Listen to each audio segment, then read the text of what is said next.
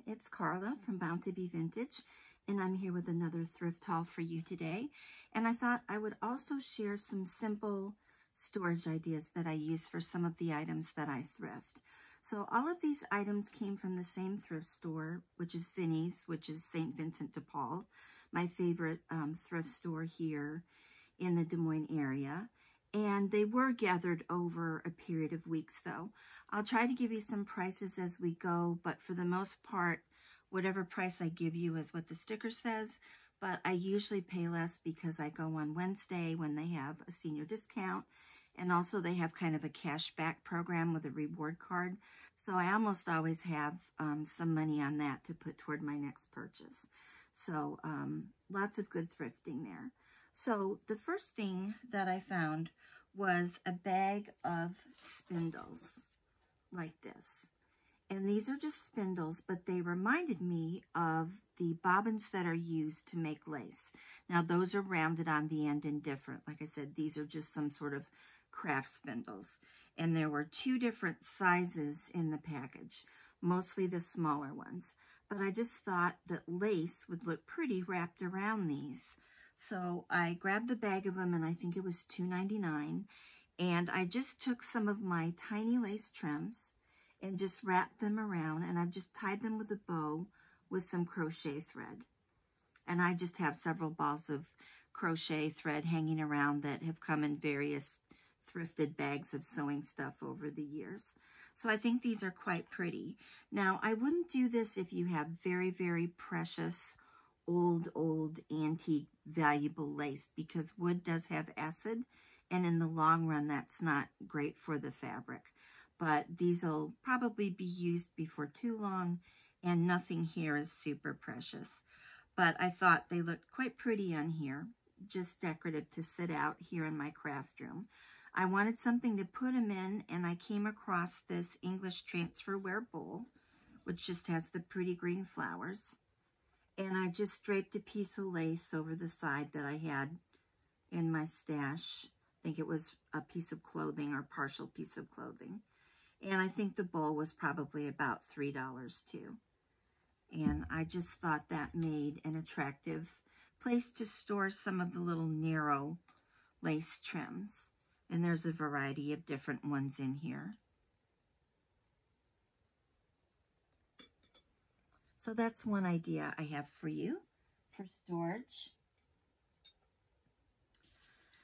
I picked up this roll of Italian Florentine paper. It's probably a gift wrap. I think it was $1 or $2. And it does have the gold, if you can see that, like the Florentine paper does. I love the shades of blue. If you've watched me before, you know I'm kind of a blue fanatic.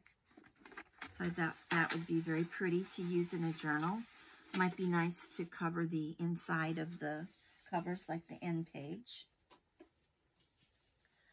I got this little bag of buttons. I'd never seen any quite like these before. Again, you may know that I have a button obsession. I tend to buy the same type of things over and over. I'm trying to be more mindful. But I love the button card. It was sort of the Marie Antoinette quite type figure with the blue and the gold. And you can see some of the buttons are missing that little kind of mirror-like item in the middle. But these were different buttons for me and a different button card. And it looks like these are from Czechoslovakia. I just noticed that down at the bottom. It says La Mode. So it must have been some Czech glass. So I think that was $2 for that. I may add these to a collection I have of the half dolls. I have a couple that have that Marie Antoinette look that I just have on a shelf. So I have a couple areas where I have sort of some Marie Antoinette type themed items. So it'll probably go on display and at some point make its way into a journal. I did pick up some other buttons. These are just mother of pearls, very tiny. A couple of little silver buckles in there. I have a ton of these, but I find if I feel like I have plenty, then I'm not as hesitant to use ones that are a little more special. that have a little carving or something like that. So I keep collecting them, and I have enough to last me a lifetime. But I did pick those up. I have those buttons stored in glass jars. I have my buttons kind of divided.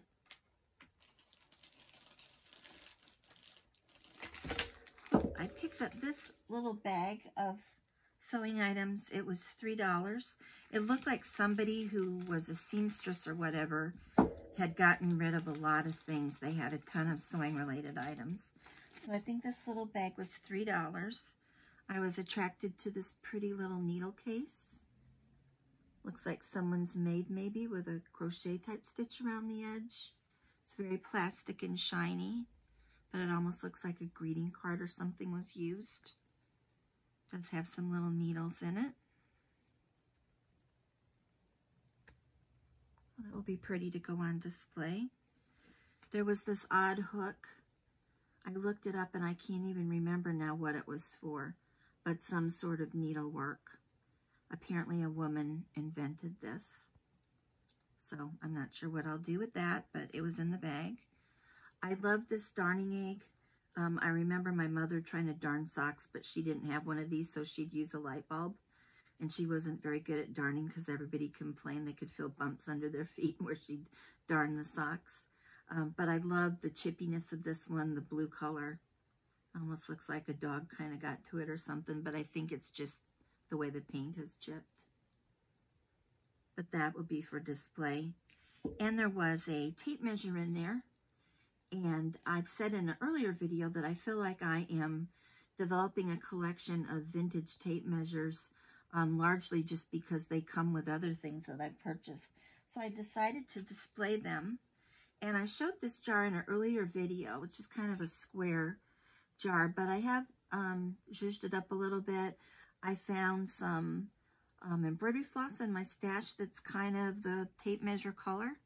And this button was a gift from Sarah at New England Junk Journals. I asked her if I could buy it when she showed it in a video, and she gave it to me, which was very kind of her. So this has now become my vintage tape measure jar. So I think all the different patterns and colors and numbers are going to look great adding up in there. And the jar was thrifted from Vinnie's for just, again, a couple of dollars. I did pick up some other buttons. This package was $2, and I just thought these buttons were unique. They were unlike anything else that I had. I like these red ones. I think that some of the vintage sewing patterns that I've purchased lately, they would look very good with. And then these brown ones are so interesting because both sides are decorative. I've never seen a button like that where you could do either side and it would look good. So that little package interested me very much. So I got those. And I do sort my buttons by color. And I use these little jars that you can get at the Dollar Tree that look like those old candy containers where they can sit flat or they can sit on the side. And I divide mine by color, also by type, like I have wood buttons. I have, oh gosh, I'm trying to think what my categories are. Metal buttons, and I have silver metal, I have gold metal. So I have them all divided in these little containers. Hang on a second and I'll go get one. Okay, so these are the little jars I'm talking about that come from Dollar Tree. You get two for $1.25. They are plastic, and they have the screw-on plastic lid. And you can see here I've got like my metal buttons. Here I have wood buttons. And then, like I said, some of the plastic ones I've divided into color categories. And this one is red.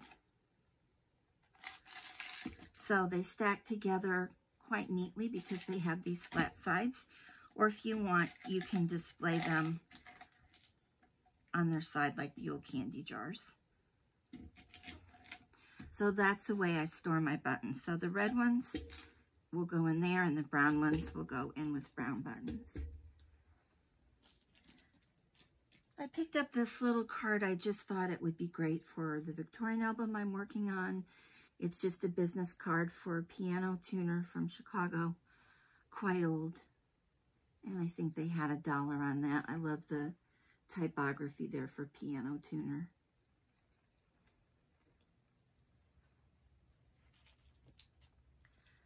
I got some seam binding. I use this quite frequently for the top of tags, sometimes as a tie on journals. I like to get the 100% rayon. It is the shiniest, the silkiest. I like it the best. There are newer ones that are polyester. I try to avoid those. And then also make sure when you're reading the package, if it comes in the package, that it doesn't say iron on. There's a sticky stuff on the back of those, and it won't be good for tag toppers and things like that. So I got lilac, tan, and Monaco blue. And I'll show you how I store this. I take it off the card, I unwind it. If the packaging is good, I save that in my stash for sewing journals. And then I just use a plastic hanger.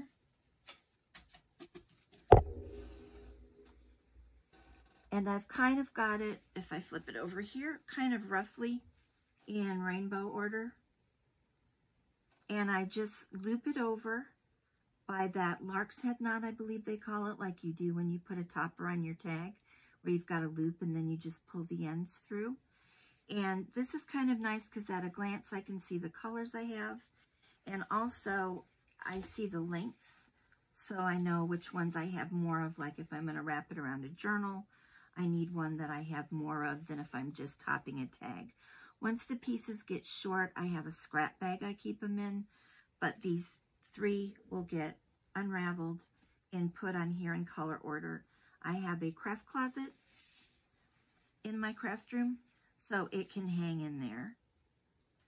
So it just looks kind of pretty. I've seen people do similar things with their laces, but this is just a good way for me to keep track of my seam binding.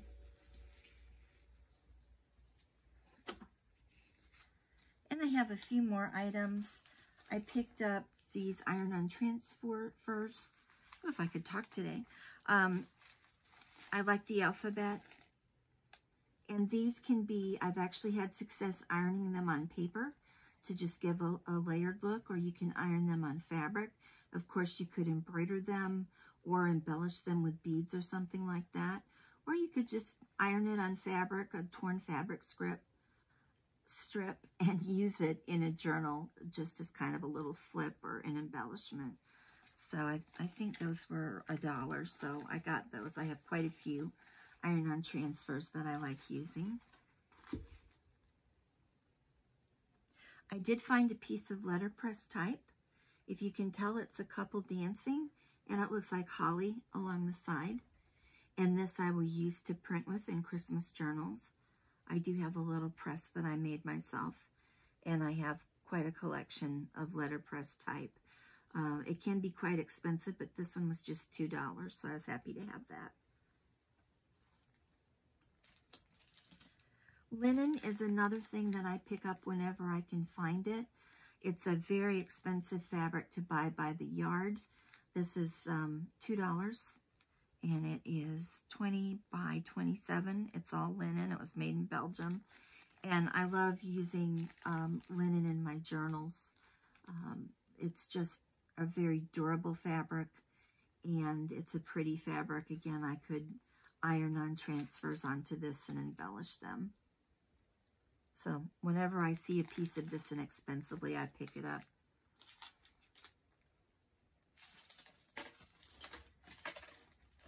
I got these doilies. I have a ton of doilies, but this pattern was very unique. It's got kind of a netting look to it. And I really like that. It has kind of a needlework look with the way that that netting is. And they were just $1. And I have already used a piece of one. Let me show you here.